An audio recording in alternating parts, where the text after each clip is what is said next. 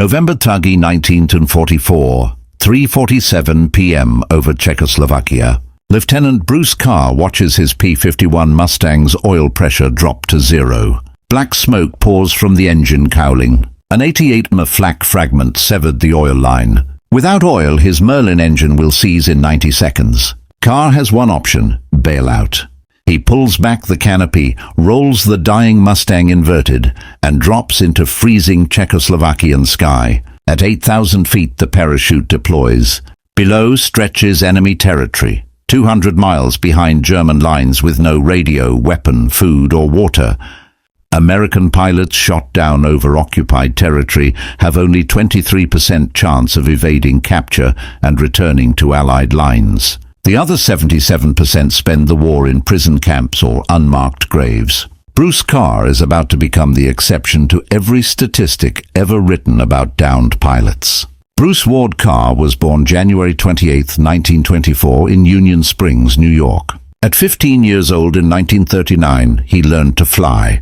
A local crop duster named Earl let the farm kid take controls of his biplane. By 16, Carr had more stick time than most Army Air Force cadets. September 3, 1942, Carr enlists in the United States Army Air Forces at 18. His instructor is Earl, who had also joined up. Seeing Carr's 240 logged flight hours, Earl recommends him for accelerated training. By August 1943, Carr becomes a flight officer. By February 1944, Carr is in England assigned to the 380th Fighter Squadron, 363rd Fighter Group, 9th Air Force, flying P-51 Mustangs. The P-51 is the finest propeller-driven fighter ever built. Range 1,650 miles, top speed 437 mph, service ceiling 41,900 feet with devastating firepower. The Mustang changed the air war completely. Before P-51s arrived in numbers, American daylight bombing suffered catastrophic losses. The 8th Air Force lost 60 bombers in a single October 1943 mission. Mustangs could escort bombers all the way to Berlin and back for the first time. Carr falls in love with the P-51 instantly. The cockpit fits perfectly, controls responsive, visibility excellent, power intoxicating. He names his plane Angel's Playmate. He has no idea that in 8 months he'll sit in a very different cockpit with German labels and a swastika. March 8, 1944, Carr scores his first combat engagement, chasing a Messerschmitt Bf-109 over Germany. The German pilot dives for treetops. Carr follows at over 400 Matsmi, barely clearing forests. His bullets clip the 109's wing. The panicked German ejects too low. His parachute fails. Carr's commanding officer calls him in. "That was the most over-aggressive flying I've ever witnessed. You nearly killed yourself chasing that German into the trees. You're being transferred. The kill doesn't officially count." It's the first sign that Carr doesn't think like other pilots. May 1944, Carr transfers to the 353rd Fighter Squadron, 354th Fighter Group, the Pioneer Mustang Group, 1st Army Air Forces unit in Europe, flying P-51s in combat. These are the best Mustang pilots in the war. Carr fits right in with the aggressive elite squadron. June 17, 1944, 11 days after D-Day, Carr scores his first official kill, sharing credit for an FW-190 destroyed over Normandy. 2 months later, he makes second lieutenant. September 12th, he destroys 3 FW-190s in 3 minutes, then escorts his damaged wingman home, earning the Silver Star. October 29, 1944, Carr downs 2 Bf-109s over Germany. Total confirmed kills, 7.5. He's officially an ace. 4 days later, his luck runs out. November 2, 1944, he hits frozen Czechoslovakian ground hard. His ankle twists badly on impact, not broken, but severely sprained. Carr gathers his silk parachute and buries it under leaves. Germans will search within 20 minutes. He knows the airfield he was strafing is approximately 5 miles north. Rather than fleeing south toward Allied lines as expected, he heads north, straight toward the enemy airfield. The counterintuitive logic is sound. Germans will search outward from his landing site, assuming he's running away. They won't expect him moving closer to their base. If he's going to survive, he needs supplies. The airfield has food, water, and possibly weapons nearby. Day 1. Carr moves through forest, staying off roads, traveling at night. His flight suit provides minimal warmth. Day 2.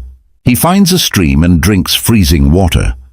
He lies motionless in a ditch for 2 hours, while a German patrol passes 200 yards away. Day 3. Hunger becomes impossible to ignore. Carr burns 4,000 calories daily just staying warm, but has consumed 0. His body cannibalizes muscle tissue for energy.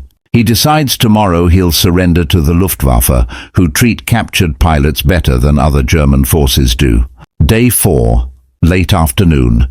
Carr reaches the German airfield's edge, positioned in a tree line overlooking the eastern perimeter. Through branches he sees hangars, fuel trucks, aircraft, FW-190s mostly, a few Bf-109s. He plans to surrender at the main gate tomorrow morning. As darkness falls, Carr notices something.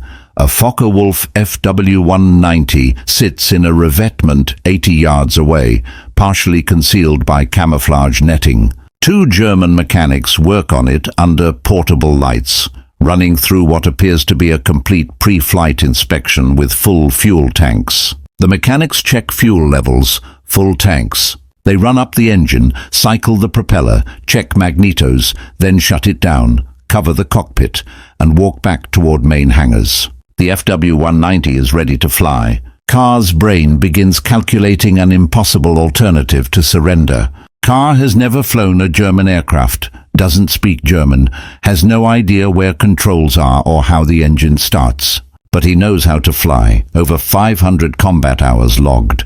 Every aircraft has throttle, stick, and rudder pedals. Physics don't change because labels are German. Carr waits until 3 a.m. when the airfield is quiet with skeleton night watch crew. He moves across 80 yards of open ground with no cover. If anyone looks his direction, he's dead. He covers the distance in 40 seconds, twisted ankles screaming with every step. The FW-190 is larger than expected. Wingspan 34 feet, length 29 feet, empty weight 7,000 pounds, nearly a ton heavier than the P-51. The WW2 engine dominates the nose. 14-cylinder air-cooled radial producing 1,700 horsepower. Germany's premier fighter, nicknamed Butcher Bird by German pilots. Carr climbs onto the wing and slides back the unlocked canopy. The cockpit is smaller than the P-51's. His knees press against the instrument panel. Every label, gauge and switch is in incomprehensible German Gothic script. He has approximately 4 hours until sunrise to figure it out. Carr traces wiring and identifies gauges by position. Airspeed top left, altimeter top center, engine instruments clustered right. He finds fuel selector, magneto switches, propeller control. On the right side, a T-shaped handle with German text resembling starter. He pulls it. Nothing happens initially. He pushes the handle. A mechanical whine fills the cockpit, an inertia starter winding like a toy. He lets it spin for 20 seconds, then pulls. The WW2 coughs, catches, roars to life. The noise is apocalyptic. 1,700 horsepower at idle sounds like thunder. Every German on the airfield will hear it. Carr has seconds. No time to find the runway, check brakes, flaps or radio. He shoves the throttle forward. The FW-190 lurches, tail coming up immediately. The aircraft is nose heavy, eager to fly. He aims between 2 hangars. Ground crew emerge, shouting and pointing. At 90 miles per hour, Carr pulls back on the stick. The FW-190 leaps into the air, clearing hangar roofs by what feels like inches. He's airborne in a stolen German fighter 200 miles behind enemy lines. Now comes the hard part. Carr solves cockpit problems one at a time. Landing gear. He finds a lever on left console and retracts it. Compass. He orients himself west-southwest toward France and Allied lines. Altitude. He climbs to 500 feet, then drops to treetop level, 50 feet above ground at 280 meters. At treetop level, he's invisible to radar, too low for flak, too fast for ground troops to target. The fuel gauge shows full tanks, FW-190 range approximately 500 miles. France is 200 miles away. For 45 minutes, Carr flies west as sun rises behind him.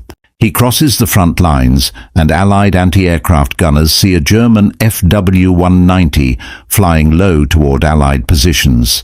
They open fire from every direction. Carr takes fire from his own side with no radio to announce himself, no way to signal he's friendly. The FW-190 still carries German markings. Carr does the only thing possible, fly lower and faster. He drops to 20 feet, hedge-hopping. Propeller wash kicks up dust from roads. French civilians dive into ditches. American soldiers fire rifles. Every gun in France shoots at Bruce Carr. The FW-190 takes hits, but German engineering holds. Ahead, Carr recognizes A-66 airfield at Orconte, France, home of the 354th Fighter Group. He lines up for approach with no time for pattern work or radio calls. Anti-aircraft batteries are already tracking him. Then he discovers the final problem. The landing gear won't come down. Carr pulls the lever. Nothing. He pumps it. Nothing. The FW-190's landing gear operates on hydraulic pressure with a selector valve he doesn't understand. Below, the 354th's anti-aircraft crews load their 40mm Bofors guns, preparing to blow the German fighter circling their field out of the sky. Carr decides to belly land. He lines up with grass beside the main runway, lowers flaps, cuts throttle. The FW-190 sinks and hits grass at 90 miles per hour, slides for 300 yards throwing up mud and debris, and grinds to a stop. Carr is alive. Within seconds, military police surround the FW-190 with rifles raised, screaming at the pilot. The canopy slides back. A mud-splattered American in torn flight suit climbs out. "I'm Captain Carr of this goddamn squadron." Nobody believes him. He's been missing 4 days, supposed to be dead or captured. Colonel George Bickle, commanding officer of the 354th Fighter Group, arrives and looks at the destroyed FW-190, the mud-covered pilot, the bewildered MPs. "Where in the hell have you been, and what have you been doing now?" The story spreads through Army Air Forces like wildfire. 5 months later, April 2, 1945, near Schweinfurt, Germany. First Lieutenant Carr leads 4 P-51s on reconnaissance when he spots 60 German fighters above them, the largest concentration he's ever seen. Standard tactics dictate immediate evasion. 4 against 60 is suicide. Carr keys his radio. Engaging. The 4 Mustangs climb into the German formation. Carr uses the confusion, slipping into the back and destroying 5 German aircraft in 3 minutes. His wingmen account for 10 more. 4 American pilots, 15 German aircraft destroyed, 0 American losses. Carr becomes the last ace in a day in European theater. Bruce Carr flew 172 combat missions in W2 with 15 confirmed victories. He was 21 years old at war's end. He continued through Korea and Vietnam, accumulating 515 total combat missions across 3 wars. He died April 25, 1998, buried in Arlington National Cemetery among America's heroes.